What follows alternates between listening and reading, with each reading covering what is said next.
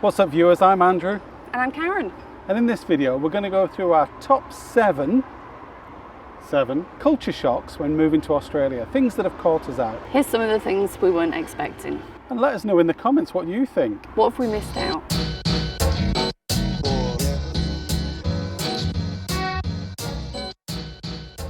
Number one. So when we said we were moving to Australia, everyone's conversations were along the lines of watch out for the spiders and the snakes. But how many spiders and snakes have you seen so far? No snakes and some tiny little house spiders. I don't even know what you call them. Daddy long legs. Do they call them daddy long legs here? I don't think they do call them daddy long legs. Yeah, that's too long, isn't it? They'd call it daddos or something. Yeah, little dado spiders. I don't know what they're called. What have you seen whilst we've been here? What we have seen, the first thing that I noticed was the birds, the noise that the birds make. I remember that first morning waking up in Mornington in the Airbnb, and the noise at about 5:30 in the morning of that bird calling really concerned. Beautiful. It is beautiful now, and I've tuned into it. But initially, it was a case of, oh my goodness, really? Every morning this sound? Now I very rarely hear it. It's still playing every morning, but I've just tuned into it. I think that's just the Australian alarm clock. It's the birds. I quite miss it. I miss the fact that I don't actually hear it anymore. So we're not seeing the snakes and the spiders. We have seen a blue-tongued lizard when we went to Arthur's Seat, but what we have seen a lot of is colourful birds. Beautiful. Fish in the sea, little fish. Good. We keep hearing about seals in the bay near where we live. We haven't seen them yet. We've missed it each time, but we will find it. In terms of wildlife and things that scare you and bite you and kill you, we haven't really experienced it. No, I tell you, the only thing that bites me, mosquitoes. They still like me. Yeah. And what do we see the most of? I'm going to go with ants. A lot of ants, yeah. Yeah, I expected that though. I knew there would be a lot of ants. I remember ants as a kid because they're only just regular ants. They're not going to kill you, are they? They're not going to eat you from the inside out. I don't think so, at least. Let me know. But what we are missing, I don't think it's down to where we're living. You don't see a koala in a tree. You don't see a kangaroo crossing the road or at the park. We did see a kangaroo at Arthur's Seat, but I think if you go into the countryside, you'll probably see those things, but certainly not in urban areas. So wildlife, you're a bit disappointed you haven't seen a snake. I'm happy I haven't seen a snake. Wildlife. More wildlife.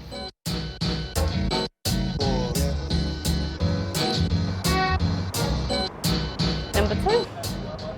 The food tastes so much better, and I can't explain why that is or how that is. So let's go back to our first morning when we were staying at our Airbnb in Mornington. First morning, couple of mornings maybe later, we went to a local cafe and had some, of course, smashed avocado on toast. As you do. And coffee. And coffee. And everybody talks about how wonderful the coffee was. But the food, we just looked at each other and was like, how can this taste so good? This must be the best cafe in the world. This cafe, why is it not absolutely rammed? I mean, it was busy, but was it just the cafe? But it turns out it wasn't just that cafe. It's just the quality that you get wherever you go. Exactly. So even if, and we're not talking about fancy pants restaurants, we're talking about places you'd go for lunch, to have a light lunch, a big lunch, a pizza, whatever it is. $20 lunch. And it's cheaper. It definitely is. Going out for lunch is definitely cheaper than the UK. But I can't get over the food. Now you'd expect that in a restaurant, but also what we've noticed is the meat that we buy when we go to the supermarket.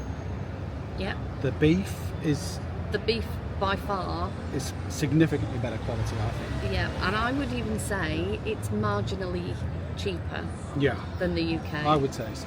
And certainly the quality is significantly higher. So even the food that we're cooking at home tastes better. I can't explain it. Maybe that's down to the chef. I mean, it could be the chef, yeah. I've started doing a lot more cooking since we've arrived here, partly due to the work situation. You just can't go wrong. It doesn't matter where you go. There's not much need for going to expensive restaurants. Not at all. And how long before smashed avocado on toast becomes too many and you've got to cut back on them? That's aimed at me really more than anything. There's still lots of choice. I think I can still go. I reckon I can have a few more. I think you just need to work your way down the menu. Yeah, that's probably a good idea. We're in the city the Friday before the Grand Prix weekend. There's lots of fan zones. Williams at the side of us here. We've seen Grand Prix fan zone over at Melbourne Park. Melbourne Oval Park. Melbourne Oval Park. It's an oval shaped one. So now we're on the search for some more fan zones. Which one do you want to find? Well, I know Red Bull's on the other side of the river, but I'm not sure where it is. We'll just have a wander around, see who we can find. But it's the start of the season, and of course we're in Melbourne, and we're recording this on a Friday before the Grand Prix. But the video probably won't come out until after the Grand Prix has happened. So, well done, Oscar! You won your home Grand Prix! Yeah. Yay! I mean, we'll just edit that out if he doesn't win. Number 3. So everybody talks about Australian weather and how different it is, and the sun isn't the same. We've now become UV experts. So before arriving in Australia, we wouldn't even have considered the UV level. We'd just look at the temperature, it's 24 degrees, and think, wow, that's great, super sunny, super hot, t-shirt and shorts weather. Don't necessarily apply sunscreen that you should do. Yeah, absolutely not. But here, 23 degrees, 24 degrees. I mean, the locals think that's super cold, but for us, it's still t-shirt and shorts, but factor 50 all over. Religiously putting it on and reapplying. Exactly. So and checking the UV on our new app. Exactly. So not only do we check the temperature or the weather for each day, we check the UV level. Currently 3, but gonna peak at 8 or peak at 9. I think. Yeah. What's the highest we've seen? 11, I think, 11? is the highest. Yeah, I mean that's scorchio. That's gonna fry you. I think that one of the downsides to living in Australia is, I mean, it's a small downside, is having to put factor 50 sun cream on every single day. Religiously. Multiple times. And we're still burning even that. We haven't got hats on, as you can see now, but we're in the shade, and we have got wide brim hats if we're going out for a long day, and we've got caps in our bag. So we're protecting ourselves from the sun as much as we can. Just finishing the end of a 2-week heat wave of 30 degrees. It's been pretty much 30, low 30s for the last 2 weeks, and it's going to change this weekend for the Grand Prix. Saturday is going to be super hot. I think it's going to be 35 for qualifying, and Sunday there's a 75% chance of rain. That's just to make the race more interesting. Absolutely. Though. Spice it up a bit. Number 4. This is a big one for me. I like to watch the news. In the UK, I watch BBC News and Sky News, and you get a good spread, balanced view of what's going on in the UK and around the world. However, what we didn't know is that in Australia, news is politically biased. In the UK, it's not. It's regulated, and all TV news has to be neutral. Has to be. Some of them push the boundaries, but generally speaking, no matter what news channel you watch in the UK, it's going to be politically neutral. Not in Australia. Nope. So we watch Sky News in the UK, now we watch Sky News in Australia. What? One of the biggest culture shocks. Now I like to follow politics, I like to listen to all sides of the political spectrum and what's going on locally and around the world. But what a shock. Politically biased news. That is, for me, something new. Very, very interesting. And I'm not sure how you navigate it. How do you get an unbiased view? Where do you get the news to have an unbiased view to make your own informed decision? You have to watch news on every single channel. But they just compete with each other. One says the left are terrible, the other one says the right are terrible. I think you have to decide. I think the answer is just stop watching TV news. That's got to be it.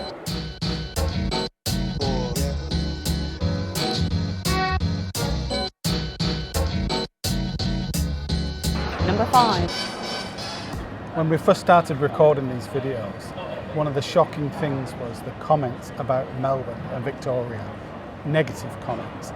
Nobody seemed to like it. Nobody seemed to like it, and we started to question, were we making the right decision? Why were people getting so upset about moving to Melbourne? Everybody wanted to know, why are you not moving to Sydney? Why are you not moving to Perth? Or Brisbane, for that matter. True. In all honesty, we thought we'd done enough research to make Melbourne our top choice. There was lots of political comments, lots of weather comments, all of which we'd kind of done our research beforehand anyway, fairly confident we were making the right decision. The weather comments, I think, are what came up the most, and the main one is Melbourne. One of the main comments that we got was about Melbourne and its weather, and about there being four seasons in one day. We haven't experienced that, certainly being here. We've been here through the end of winter and all the way through summer. Now, of course, the weather changes. You have a few hot days, then it cools down, but it's all forecast, and we certainly haven't seen snow or... We might get 4 seasons in 1 week, and you could get a high of 30, and then you might get rain and wind. So for example, On Saturday, it's going to be 35. Grand Prix weekend, Saturday's going to be 35. On Monday, so where we live, it's going to be a high of... Monday's going to be a high of 16, which is a big difference, but it then goes back to high 20s, low 30s after that. So we kind of like that. You get that benefit of some nice hot weather, and then it cools down. You have a bit of a relaxation from it, and then back to the hot weather. And we're getting to experience seasons still, which I think is one thing that we would have missed. Yeah, coming from the UK, having 4 seasons, yeah, I think that's a good thing. But in terms of Melbourne, yeah, we're not really going to get into the whole politics of why Melbourne or Victoria is good or bad. Melbourne's for us. Melbourne's for us, yeah. We made that decision, we did our research, and we made our way here, and we're very happy with it. And yeah, in the comments, let's keep it equal. There was a lot of people that said, don't move to Melbourne, it's terrible. Equally, there was a lot of people that live in Melbourne that said, absolutely fine, Melbourne's wonderful, move here. So, you know, we did our research and made our own decision. And we're pleased with it. Well, I'm pleased with it. Are you pleased with it? Very pleased. Yeah. This is the laneways, by the way. It's one of the famous touristy bits, where you can buy some very expensive but very nice food.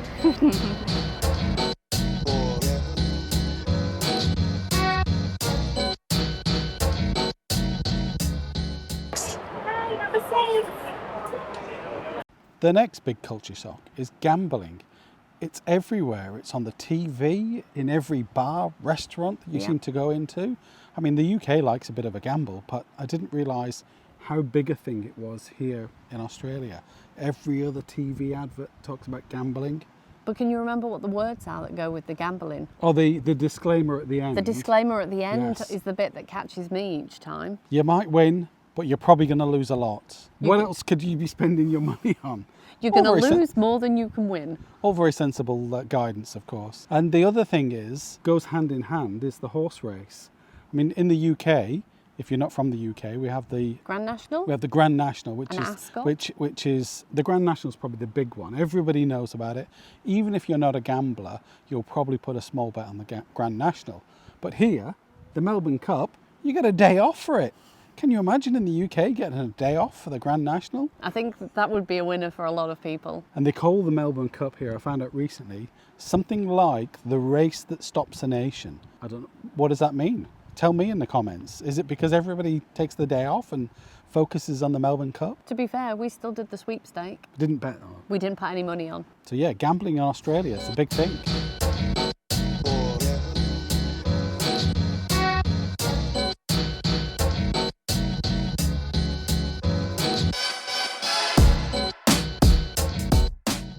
Here's number 7. So bakeries in Australia. Go away, Stephen. I'm trying to record something here. Every suburb seems to have its own little bakery. Chase them away from me, Max. Good job. Max is doing a good job of chasing them away. Every suburb seems to have its own little bakery. That's not something you see in the UK. You have chains of bakeries like Greggs, Hampson's. But True. Here it seems to be a bakery in every suburb, specialising in bread, pies, sausage rolls, cakes, and I think they bake it all themselves, do they? First thing in the morning, all the shelves are full. If you go in the afternoon, the shelves are not very full. Nope, not as much choice. So you can go and get your fresh bread every morning, or you can go and get a pie. And pies seem to be a big thing here as well. Pies are definitely a big thing here. Somebody told me about pies being a big thing here, and I didn't really get the gist of it until we moved here. The quality of the pies, though.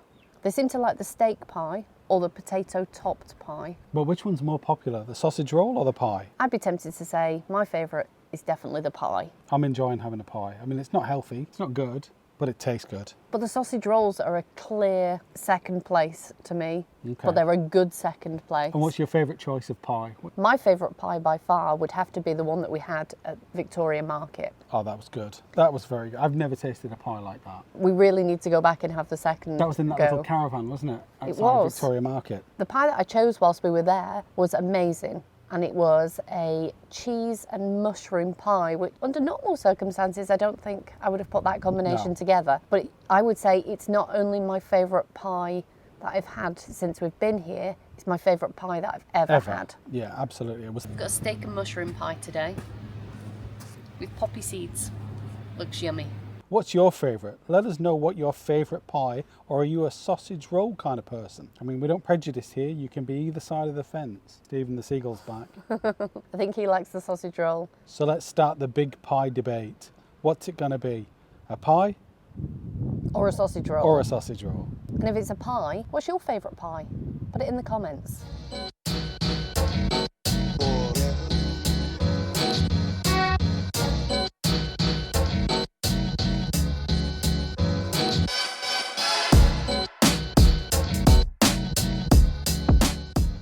So that's it for this video. If you liked it, hit the thumbs up button, subscribe, write a letter to your distant friends and let them know. Thanks for watching, and we're going to see you on the next one. Bye. Bye.